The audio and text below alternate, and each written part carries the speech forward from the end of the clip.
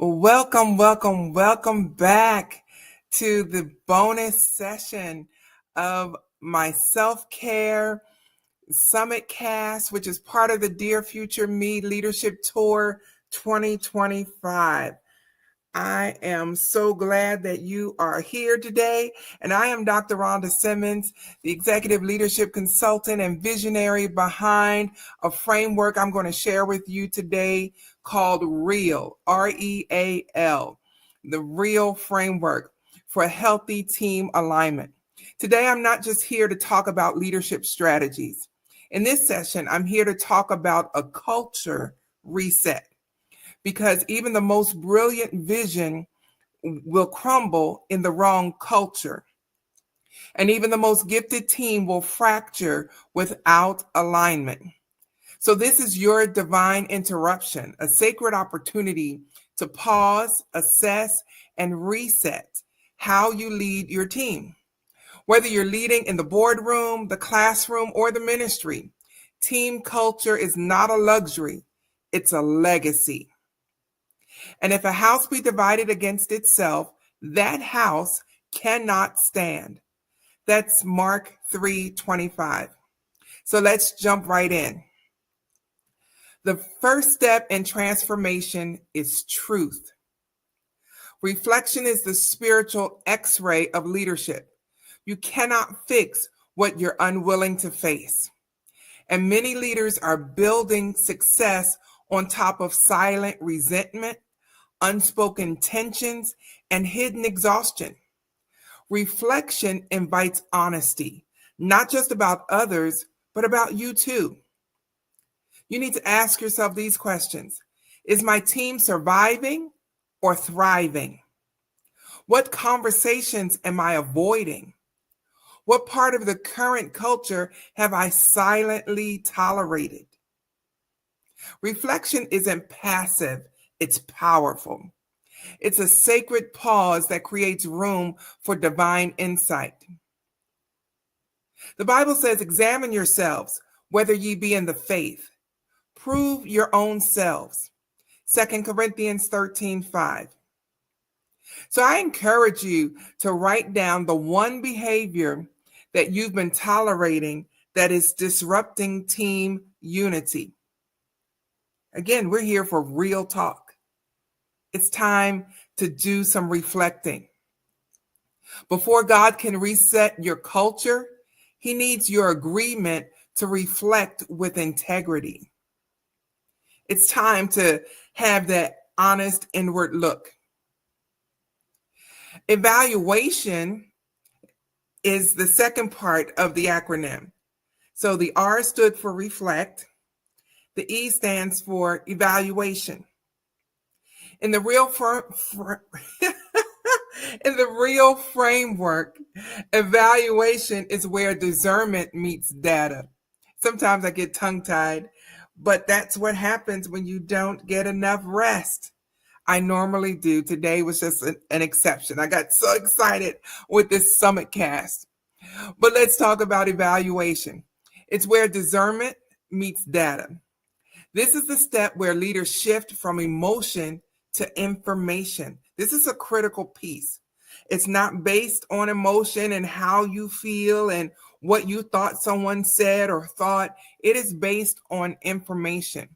You've reflected, but now it's time to evaluate what's working, what's broken, what's misaligned.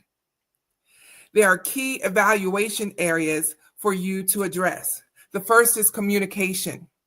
Are we clear or just busy? Then there's accountability.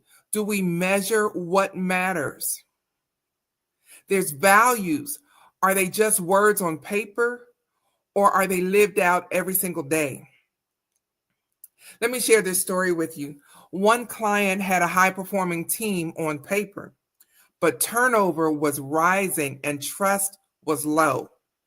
When we evaluated their systems, there's that word again, we found that what they celebrated wasn't what they claimed to value. That's the cost of misalignment. The Bible says this, every tree is known by his own fruit. That's Luke 6:44.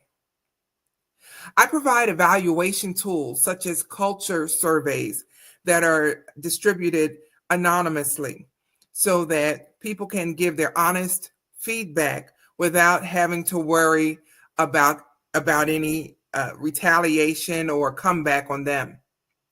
We also provide pulse checks during meetings, as well as 360-degree feedback. Yes, even for you, leader. So I want you to drop a magnifying glass in the chat if you know there's an area you've been afraid to evaluate because the truth might disrupt comfort. If you know I've said something already that is resonating with you and really hitting where you're living, drop that magnifying glass in the chat or in the comments below. So let's keep moving.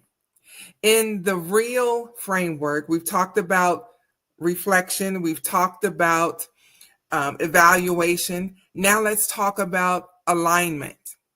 Alignment is not agreement. It is shared ownership. Did you hear what I said? Alignment is not agreement. It is shared ownership. Too many leaders confuse alignment with obedience. But true alignment means every team member understands how their role supports the vision, and they feel safe, seen, and significant in the process. Here are some alignment questions to consider. Do my team members understand the why behind the work? Have I, as their leader, clearly articulated the vision and the values? Do my systems support unity or create silos and isolation? So let's reframe the culture. Clarify roles so there's no guessing. Streamline systems that reduce chaos and boost creativity. Celebrate the right behaviors. What you honor multiplies. The Bible put it this way: can two walk together except they be agreed? That was Amos 3:3. Let me give you some leader insight. When alignment happens, productivity isn't just efficient, it's peaceful. So let's create that culture that you want to keep. Now that you've reflected, now that you've evaluated and aligned, it's time to lead. That's the last step in the R.E.A.L framework. Lead.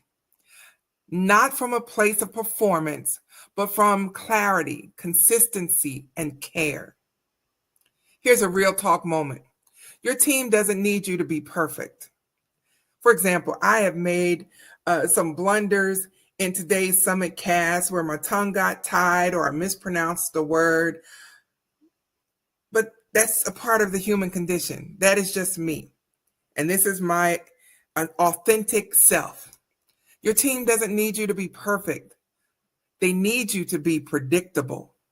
That's what they need. Strong team culture flows from leaders who lead from overflow, not obligation. You know, I'm blessed to have been in the same church now for 22 years, this month, as a matter of fact. And I've gotten close with my pastoral family. And just a couple of weeks ago, the one of the double doors leading into the church needed to be repaired. And if you knew my bishop, he is the type, if something needs to be done, he's not waiting. Whether you help or not, he's not waiting. He's going to get it done. And so after one of the services, he's trying to fix the door and everything. And I waited and I tried to help, but he was on a mission. And so I ended up leaving him there with one of the other brothers to try to finish the door, you know, because between me and you, I don't know how to fix a door. I was just there for moral support. But anyway, he's working on this door and, you know, the days go by. And so that was on a Sunday. Come Wednesday, when it's time for church, one of the sisters asked me about the door. Is it going to get fixed or something like that? And I said, and the bishop is nowhere around, I said, I know the bishop. He is predictable. He is consistent. He probably had the door repair company on speed dial and called and left a message while he drove home Sunday night so that they could come on Monday or Tuesday at the absolute latest to fix the door. I said, and I think the door is fixed because there's no more sign up there that says use other door. He's just that predictable. And it's something that I've come to rely on. He is consistent and predictable. And that's what your team is looking for. They are looking for your predictability. Strong team culture flows from leaders who lead from overflow, not obligation, from wholeness and not hustle. This is what leading actually means. It means modeling the behavior you expect, creating margin for growth and feedback, because that's what we mean by building capacity. Not only am I modeling, but I'm providing a space for you to grow and for me to coach you in your growth and give you feedback, constructive feedback. Leading also means letting go of toxic traditions. Doing it just because that's the way we've always done it is no longer a viable reason, if it ever was. So you have to let go of those toxic conditions. So let me share this other story with you. I worked with a faith-based school leader who realized she was leading from burnout. Her staff mirrored her burnout. When she began to prioritize boundaries and clear communication, the culture shifted. It followed her. The Bible puts it this way: be thou an example of the believers, in word, in conversation, in charity, in spirit, in faith, in purity. That's 1 Timothy 4:12. I think this is your call to reset. In fact, I know it is. You don't just reset systems. You reset how you show up. The culture you're called to create must first be modeled in you. Yes, in you. Let me say that again. The culture you're called to create must first be modeled in you. See, culture is not a buzzword. It's a battleground. And the enemy would love to divide your house through dysfunction, distraction, or discouragement. But today, you've received the blueprint, the R.E.A.L framework. It's more than a strategy. It's a spiritual shift. It allows you to reflect honestly, evaluate wisely, align intentionally, and to lead boldly. Because you were never called to manage chaos. No, sir, no, ma'am, you weren't. You were called to lead legacy. So until the next time, stay aligned, stay faithful, and most of all, stay on fire with your purpose. Is your team showing up but shutting down?